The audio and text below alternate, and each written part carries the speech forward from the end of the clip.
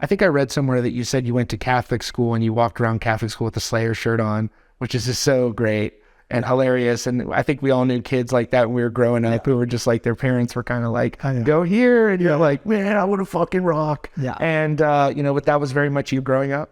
Yeah. So I grew up going to a school called St. Bonaventure, Catholic private school. My family wasn't that religious. I think it was just like a lot of times in that era, a lot of the private schools with a little bit better education were religious schools, right? And so that's changed a little bit now. But at the time I went there and it was like, okay, you have Bible study or class.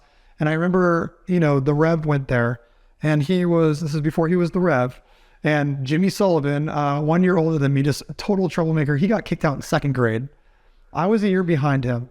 But his second grade, he got kicked out, but his mom would keep bringing him back we had church on Wednesdays, and his mom would bring him to church when we have church. So all the kids are in there and Jimmy would be in the back and he'd have Pantera shirts on and Slayer shirts and long hair.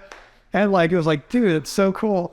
And so then I ended up, Jimmy was my neighbor. Yeah. So I'd be hanging out with him. And by sixth grade, I got kicked out. And then I was moved over to Mesa View with Jimmy.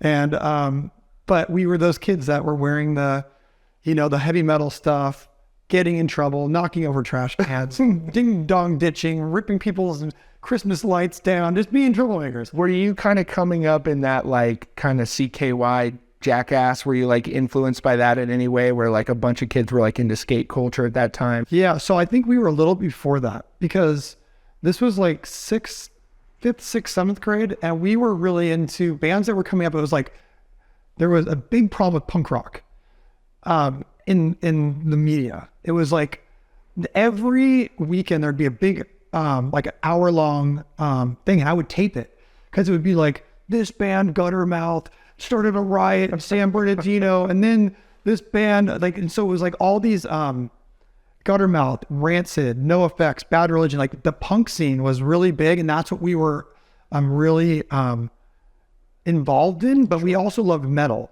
So we were listening to Pantera, Slayer, all this stuff, but it seemed really unattainable to us. That was very big.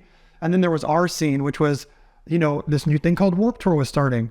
And there was No Effects, and I remember Punk and Drublick, and we stole that record from Tower Records. I remember we'd go in there with lighters and burn off the plastic edges, and then we'd stick them in our pockets. That was how it would, when you went through the plastic thing is when it would go off. So we'd just burn them in the back and we'd stick them in our pants and go out. And we also did, for the heavy metal, we'd do that BMG 1 cent and you get 9 records. And there was no internet then. So we would just sign up all of our neighbors and we would send the penny in, and then the CDs would come in a box and we'd steal their mail when it came. So that's how we got our metal records, and we'd steal our punk records. And we were just like these punk rock kids that were really into causing trouble. We really wanted to grow up in Berkeley. We were obsessed with Pinhead Gunpowder and Operation Ivy and like Tim Armstrong and Lars. We loved that scene, the Berkeley scene. And so we were just these kids in Orange County that really wanted to be punk rockers. Yeah. And so we were causing lots of trouble, and we thought it was cool.